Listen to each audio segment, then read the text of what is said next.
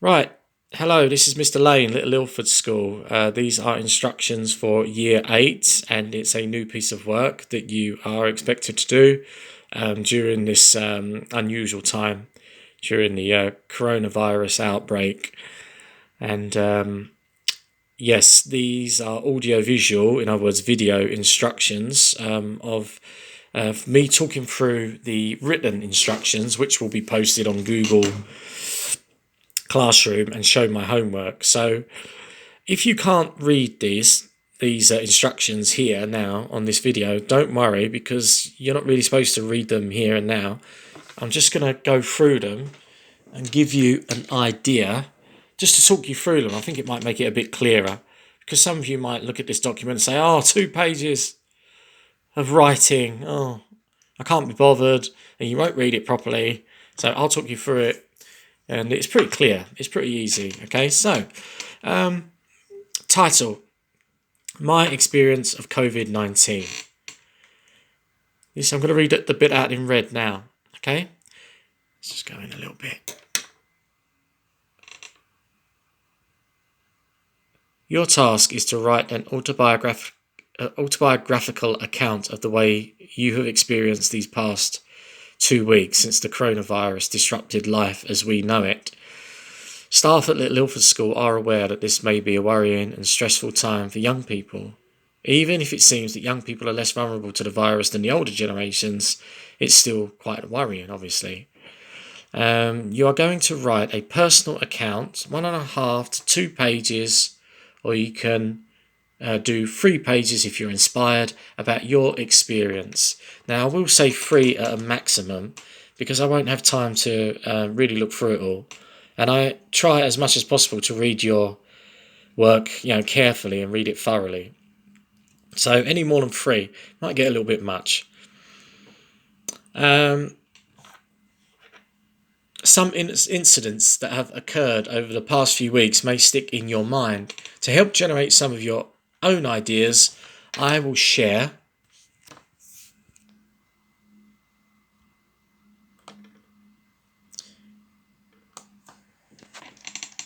some of my experiences and fears, etc. That's A. And B, a model opening of my own to help you get into the swing of things, yeah? So sometimes some of you need a model paragraph, like a model opening, just to kind of give you a gist of what you're expected to write, and then, away you go. So the model paragraph that I give you, you're going to see it in a minute. I don't want you to copy it, because that is my experience, not yours. But just use it as a guide. But I'll get onto that in a minute. So this bit in green then, these are my experiences. Some of you may be able to identify with somebody's experience because you would have experienced similar. What I experienced in the first few weeks of Corona. Number 1, news reports of the virus spreading throughout Europe. Italy has been the most severely hit.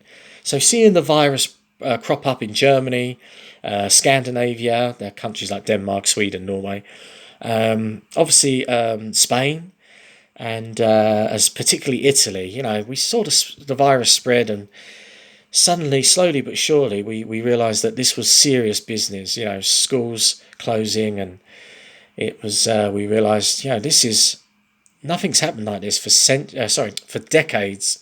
We haven't seen anything like this, and this is the biggest national emergency, the biggest international emergency since World War II. Well, for Britain anyway.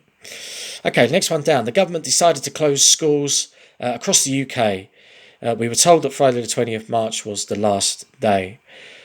Next one. Later that evening, live on air, the Prime Minister announced that all pubs, clubs, restaurants and non-essential shops would have to close until further notice. Also the gym. So, believe it or not, Mr. Lane does go to the gym.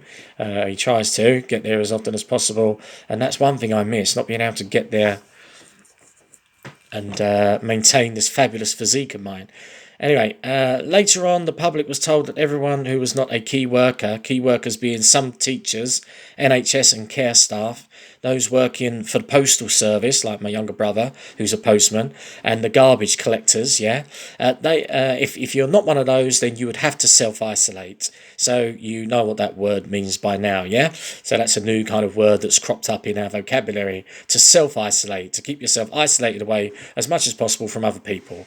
The idea, of course, is to stop the spread of the disease. Okay, one moment, and I will just...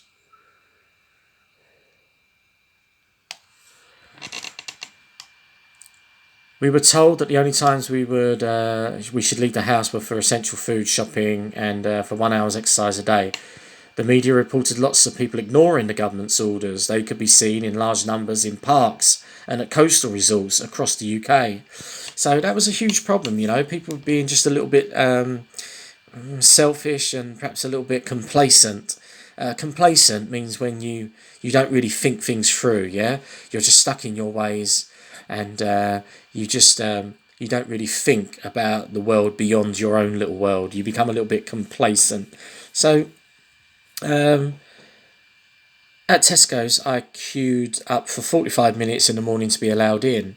This was a very unusual experience. It was early in the morning. The queue snaked around, yes? It was like a snake going up and down. The queue snaked around the car park. Everyone stood about 2 metres apart, and it felt really weird, yeah? Like being in a science fiction film. Lots of people had masks and gloves on, and it just really felt like, this is one of those zombie films almost that you see, or one of those films where a virus has kind of taken over the world. Well, who says the coronavirus isn't? When I pass someone in the street, often they eye me and I eye them in a rather suspicious way. So that's another thing that I've noticed, yeah? That when you're passing somebody, we often look at each other, and it's a little bit kind of, I know what the other one's thinking, I know what I'm thinking. Are they getting too close? Are they going to get too close? Are they going to cough? A couple of times I've coughed or I've sneezed. And, even in Tesco's I sneezed, and it was a little bit kind of embarrassing, because you see people, people are very wary now. They're very scared. I read on social media that some of my friends had lost a mate of theirs. I didn't know him, but they did. They support Charlton FC, and the victim was a die-hard Charlton FC fan, yeah? He had been to around 1,200 consecutive games for the club, yeah? He hadn't missed a game for that long. He'd been to 1,200 games, home and away. And the run, apparently, stretched back to 1998. And the coronavirus took his life, and he was only 38 years old. So very tragic, and he was spoken very well of by people who knew him. He was apparently a very nice, warm guy. So very, very... that's, one of the horrible things to come out of this... situation we have ourselves here.